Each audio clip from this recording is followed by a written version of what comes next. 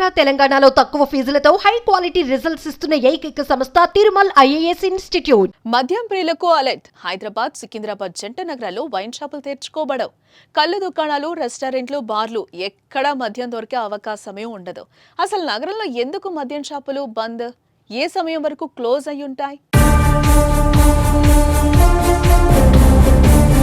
April 6న Sri Rama Navami సందర్భంగా శోభాయాత్రకు హైదరాబాద్ నగరం సిద్ధమవుతోంది.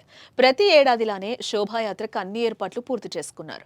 రోడ్ల మరమ్మతులు, వీధి దీపాల ఏర్పాట్లు, ఇతర వసతులపై అధికారులు చర్యలు చేపట్టారు. శోభాయాత్రకు తరలివచ్చే వేలాది భక్తులకు ఇలాంటి అసౌకర్యం కలగకుండా ఏర్పాట్లు జరుగుతున్నాయి. అలాగే కార్యక్రమంలో అవాంఛనీయ సంఘటనలు జరగకుండా పోలీస్ శాఖ తగు జాగ్రత్తలు తీసుకుంటోంది. ఏప్రిల్ 6న హైదరాబాద్, సికింద్రాబాద్ జంట నగరాల్లో వైన్ షాపులు బంద్ చేయాలని రాచకొండ పోలీస్ కమిషనరేట్ ఉత్తర్వులను జారీ చేసింది. ఉదయం 10 గంటల నుంచి రాత్రి 10 గంటల వరకు మద్యం దుకాణాలు మూసివేయాలని స్పష్టం చేశారు. వైన్ షాపులతో పాటు కళ్ళు దుకాణాలు, రెస్టారెంట్లు, బార్లు కూడా బంద్ చేయాలని ఆదేశాలు జారీ చేశారు. శాంతి భద్రతల పరిరక్షణ కోసమే ఈ నిర్ణయం తీసుకున్నామని తెలిపారు. నిబంధనలు ఉల్లంఘించి ఎవరైనా వైన్ షాపులు తెరిస్తే కఠిన చర్యలు తీసుకుంటామని హెచ్చరించారు. ఈ విషయాన్ని అందరూ గమనించాలని పోలీసులు కోరారు.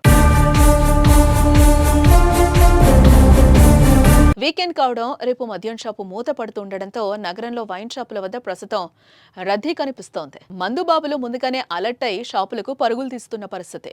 తమకు కావలసిన మద్యం కోసం లైన్లో నిలబడి కొనుగోలు చేస్తున్న పరిస్థితులు నెలకొన్నాయి.